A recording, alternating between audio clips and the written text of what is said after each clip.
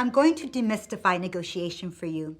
Many women feel ambivalent about negotiation. They describe the experience of negotiation like going to the dentist.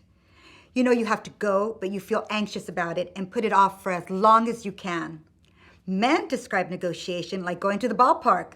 It's fun and easy. It's second nature to them. The truth is that negotiation is every conversation you have in life, every single day with everyone you encounter, including your spouse, children, boss, mom, colleagues, best friend, and the list goes on and on. Allow me to explain to you and break it down. When you think of negotiation, you probably think of a buyer-seller relationship. Negotiating for a product or service, some people call it haggling, others call it bargaining. However, every situation in life is a buyer-seller relationship, a buyer or seller of information. Anytime you're trying to influence or persuade someone to accept what you're saying as truth, you are the seller of information and the receiving party is the buyer. They can either buy into what you're saying or not. You're a seller of information when you're trying to influence your honey to have Mexican food for dinner instead of Chinese. That's a negotiation. Or when you're persuading him to see a chick flick with you instead of the sci-fi movie he wants to see.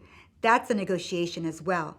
You're a buyer of information when someone is trying to convince you of an idea, to buy into a proposal, even a new bedtime your 8-year-old is trying to influence you to agree on.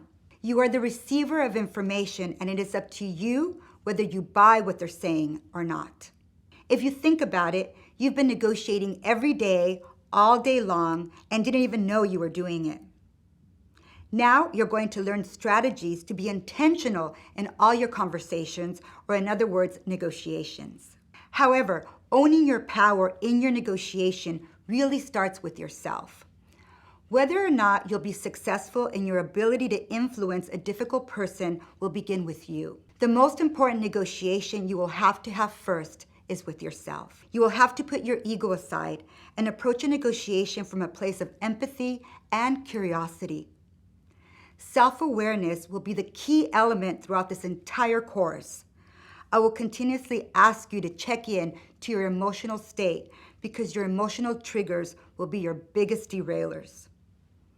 I don't like to bring politics into my teachings because they can be very divisive, and the foundation of my programs are about unity and building community. However, for the purposes of some of my greatest lessons, I make exceptions, and the story I'm going to share with you is one of those exceptions. Some years ago, I was on a vacation with my partner and friends in Costa Rica. We were in the resort pool having drinks and great conversation with another couple we met. I thought they were great people until they said they were Donald Trump supporters. I thought to myself, how can these great people be supporters of someone I thought was dividing our country, causing racial wars and disrespectful towards women? I had always stayed away from Trump people and had put them in a category of not good people. I assumed anyone who supported Trump was just like him, or at least was okay with everything he stood for, division of our country, racial wars, and the degradation of women. However, in a split second, I had to make a decision on whether I was going to dismiss whatever this couple said or try to learn from him, understand his psyche, his perspective.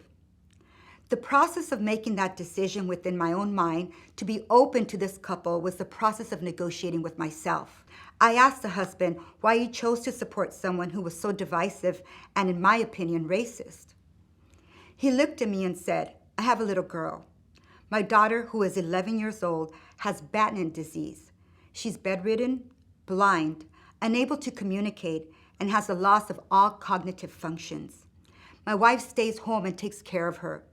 I support Trump because of his tax policies. It's expensive to keep my daughter alive, so I need every penny I could save on taxes. I still get the chills now because I felt this man's pain when he spoke of his daughter, but I also felt his joy when he shared how much he loved her and would do anything for her. I realized that day that placing all Trump supporters in this negative category was wrong. Each individual makes choices for their own reasons, whether it's their upbringing and it's all they know, or needing every penny they could make to take care of their daughter. I had no right to judge people for their choices. Everyone has a story, and I had to honor it for what it was. I didn't have to like it, but I had to honor it and not judge it. I am grateful for the self-negotiation that day. Even though we may not realize it, these types of self-negotiations happen to us 100 times a day. Every time we are making a decision, we are negotiating with ourselves. Now think of a time when you had to negotiate with yourself. What did you tell yourself? Were you open to new possibilities or did you shut them down?